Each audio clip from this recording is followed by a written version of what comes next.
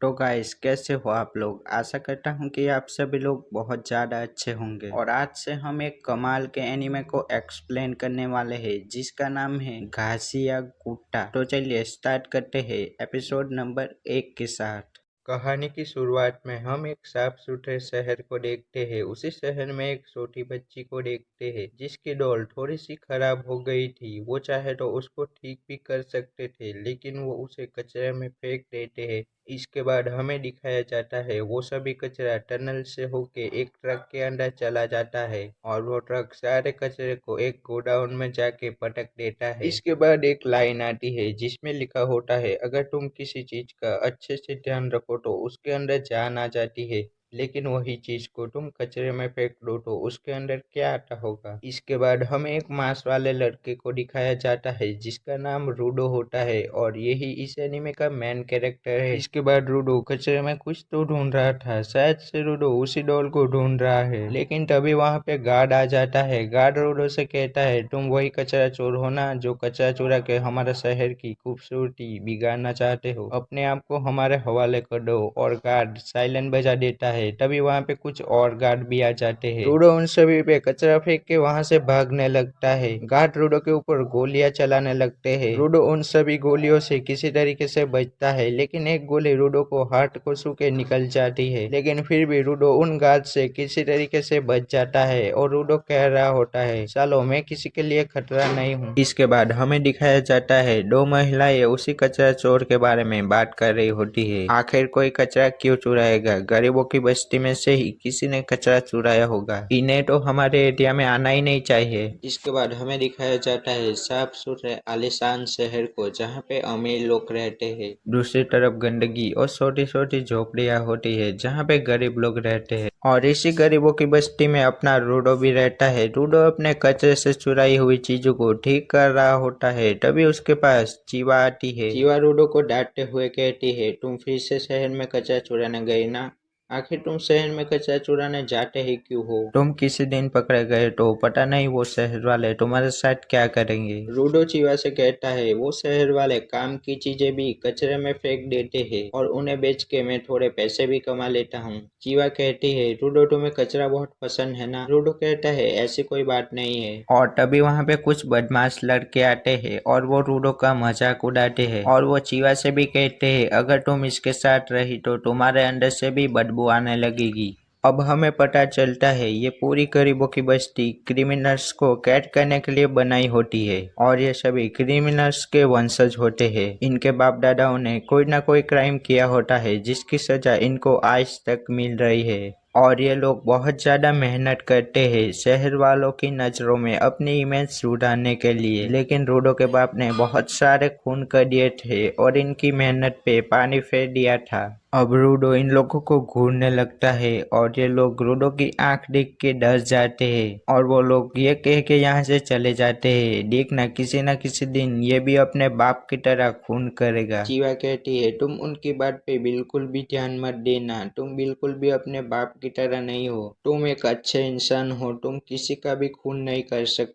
रूडो को चीवा की बात सुन के थोड़ा अच्छा लगता है। चीवा को रूडो के कचरे में से एक डॉल बहुत ज्यादा पसंद आ जाती है। लेकिन रूडो कहता है चीवा ये बेचने के लिए नहीं है और असल में ये डॉल रूडो चीवा को देने के लिए ही लाया होता है। और वो चीवा को डॉल दे पाता है इससे पहले ही चीवा की मम्मी आ जाती है और चीवा अपनी मम्मी के साथ घर चली जाती है। अब रूडो भी अपने घर चला जाता है जहाँ पे रेक्टो उसे कहते हैं, तुम्हें चीवा को अपने दिल की बात बता देनी चाहिए। और असल में रेक्टो ने चीवा और रूडो की सारी बातें छुप के सुनी होती है। रेक्टो रूडो से कहता है, कल रात जो तुमने कांड किया था पहले उसके बारे में बात करते हैं। देखो रूडो, हमारी परिस्थिति इतनी भी बुरी नहीं है कि तुम्हें अपनी जान जोखिम में डालनी पड़े और जब तक तुम बड़े नहीं हो जाते तब तक पैसे कमाने की जिम्मेदारी मुझ पे छोड़ दो। और असल में रूडो रेक्टो की मदद करने के लिए कचरा चुराता है ताकि कचरा बेच के जो पैसे मिले उससे रेक्टो की मदद कर सके। रेक्टो रूडो को समझाता है कि वो कचरा चुराना बंद कर दे,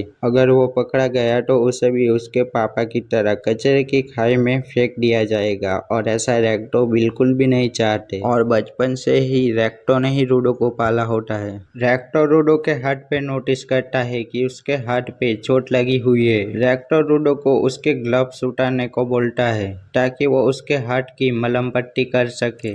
रूडो ग्लव्स उतारता है और हम देखते हैं कि रूडो के हाथ थोड़े अजीब से होते हैं और उसका जिम्मेदार रूडो उसके पापा को ठहराता है। और रूडो बताता है कि उसे अपने हाथ में कभी कभी बहुत ज्यादा दर्द होने लगता है और रूडो के पास जो ग्लव्स होते हैं वो असल में रेक्टर ने उसे दिए होते हैं और जब भी रूडो उन ग्लव्स को अपने हाथों में पहनता है तब रूडो को आराम मिलता है। रेक्टर रूडो से कहता है तुम्हें अपने दिल की बात चीवा को जल्द से जल्द बता देनी चाहिए वरना उसे कोई और उड़ा ले जाएगा। अब अगली सुबह रेक्टर रूडो को स्माइल करना सिखाता है लेकिन रूडो को स्माइल करना बिल्कुल भी नहीं आता।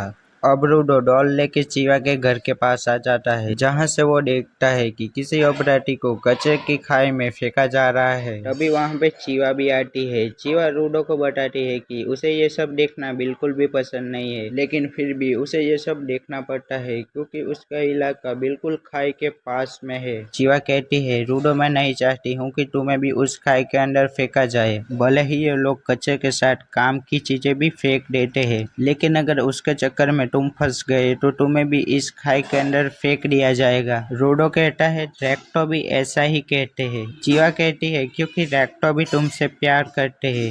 रूडो कहता है रेक्टो भी मतलब? चीवा ने बातों ही बातों में बता दिया होता है कि वो भी रूडो को पसंद करती है। अब रूडो शर्माते हुए चीवा को डॉल देता है। रूडो कहता है ये डॉल मैं कचरे से लाया हूँ पता नहीं तुम्हें पसंद आएगी भी या नहीं। लेकिन चीवा उस डॉल को ले लेती है और कहती है इस डॉल को मैं हमेशा अपने पास रखूंगी। रूडो बहुत ज्यादा खुश हो जाता है और भागते भागते अपने घर जाने लगता है लेकिन वो रास्ते में कुछ पुलिस वालों से टकरा जाता है। इसके बाद रूडो घर आ जाता है और रूडो सारी बातें रेक्टो को बताने ही वाला होता है लेकिन रूडो देखता है रेक्टो के सीने में किसी ने बड़ा सा चाकू घुसा दिया होता है। रूडो रेक्टो को बचाने की कोशिश करता है लेकिन वो शख्स रूडो को भी मार के एक जगह पे बैठा देता है और उसने एक अजीब सा मास्क पहना होता है और वो किताब लेके चला जाता है। रेक्टो रूडो को अपने पास बुलाते हैं और कहते हैं यहाँ से भाग जाओ और बदल दो इस दुनिया को। और तभी वहाँ पे पुलिस भी आ जाती है और पुलिस को लगता है कि रूडो ने ही रेक्टो को मारा है इसीलिए पुलिस रूडो को ही पकड़ लेती है। रूडो पुलिस को समझाने की कोशिश करता है कि उसने रेक्टो को नहीं मारा है। रेक्टो का कातिल पहले ही भाग चुका है वो उन्हें जाके पकड़े लेकिन वो रूडो की एक नहीं सुनते हैं और वो रूडो को पकड़ लेते हैं। रूडो के घर के बाहर भी सभी लोग बात कर रहे होते हैं। आखिरकार रूडो भी अपने बाप की तरह निकला। उसने भी एक खून कर ही दिया और खून भी किसका किया जिसने उसको बचपन से पाला है। इसके बाद हमें कचरे की खाई का सीन दिखाया जाता है जहाँ पे रूडो को लटकाया होता है। वहाँ पे एक आदमी कह रहा होता है कचरा चुराना और शहर को गंदा करना कम था क्या जो तुमने अब एक खून भी कर दिया है। भले ही वो एक झोपड़ीवासी था लेकिन फिर भी ये बहुत बड़ा क्राइम है और तुम्हें मौत की सजा दी जाती है और इस खाई के अंदर फेंक दिया जाएगा। वहाँ पे सभी लोग नारेबाजी कर रहे होते हैं इस कचरे को खाई में फेंक दो इस कचरे को खाई में फेंक दो। रूडो को उन लोगों के बीच में चीवा दिख जाती है। रूडो चीवा से कहता है रेक्टो का कत्ल हुआ है तुम्हें उसके कातिल को ढूंढना ही होगा। उसके जवाब में चीवा कहती है मैंने तो तुम्हें अच्छा इंसान माना था लेकिन तुम भी तुम्हारे पापा की तरह खूनी निकले। और चीवा रूडो की दी हुई डॉल वहीं पे फेंक के चली जाती है और वापस से नारेबाजी शुरू हो जाती है इस कचरे को खाई के अंदर फेंक दो। रूडो के आगे पीछे सिर्फ दो ही लोग थे रेक्टो जिसका अब कत्ल हो चुका है और चीवा जो कि रूडो को कातिल बोल के चली गई।